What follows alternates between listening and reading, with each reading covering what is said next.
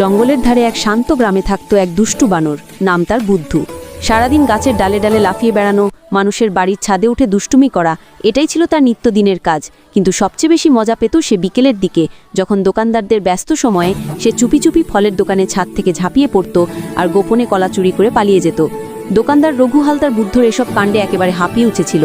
একদিন সে ভাবল, আজ না হয় দেখি এই দুষ্টু বানরটা কিভাবে পালায়।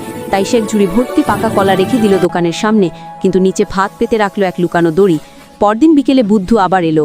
কলার গন্ধে তার চোখ চকচক করে উঠল। সে লোভ সামলাতে না পেরে ঝুড়িতে হাত ঢুকালো। কলা ধরতেই ফাঁদটা শক্ত হয়ে গেল।